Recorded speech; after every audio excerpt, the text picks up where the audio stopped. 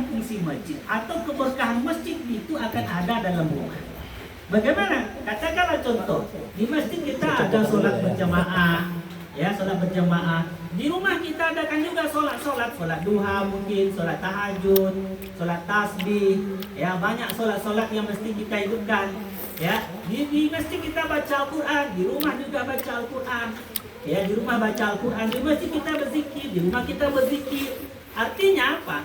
Di dalam rumah kita itu bukan hanya sekedar untuk berbicara masalah keuangan, bukan hanya berbicara masalah anak, bukan hanya bicara dunia ini, tapi bagaimana di rumah itu apa yang ada di masjid juga ada di rumah. Ya, apa yang ada di masjid ada di rumah. Maksudnya amalan yang ada di masjid seperti taklim, seperti kajian, seperti katakanlah muzakarah, diskusi, ya baca Al-Quran, sholat, ini kita adakan juga di rumah. Yang hari ini Masya Allah di rumah umat Islam ini yang susah, bukan tidak ada sholat, ada sholatnya, tapi hanya sekedar melepaskan kewajiban. Ayo kita tambahkan ya dengan sholat malam. Ibu-ibu yang saya muliakan, sholat malam itu tidak banyak, ya semampu kita. Berapa kita mampu sholat malam? Sholat malam, kapan kita terhitung mulai malam? Setelah sholat isya sampai waktu subuh itu terhitung sholat malam. Ya sholat maghrib kita habis itu sholat isya. Setelah selesai sholat isya nanti sampai waktu subuh itu terhitung sholat malam. Betapa panjangnya waktu untuk yang mulai sholat malam. Tetapi Masya Allah hanya berapa orang rumah yang hidup sholat malam.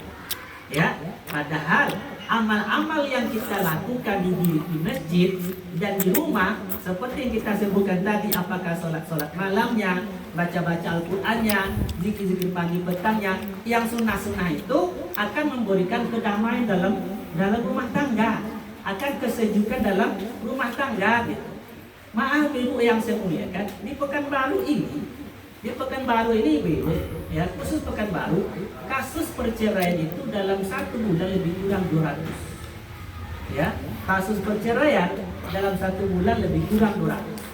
Nah, bukan rata-rata bukan orang tak punya uang. Yang bercerai itu adalah orang-orang yang punya uang gitu. Tetapi kenapa itu bisa terjadi? Tak terlepas daripada apa? Daripada agama yang tidak wujud di rumah itu sendiri.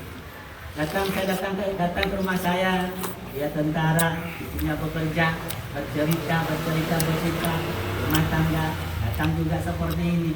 Sering datang ke rumah cerita tentang keadaan rumah. Ya, rumah tangganya yang sudah gawat segala macam. Padahal kalau kita tengok daripada segi kemampuan ekonomi, mereka punya mobil, mereka punya uang, mereka punya rumah, mereka punya semua.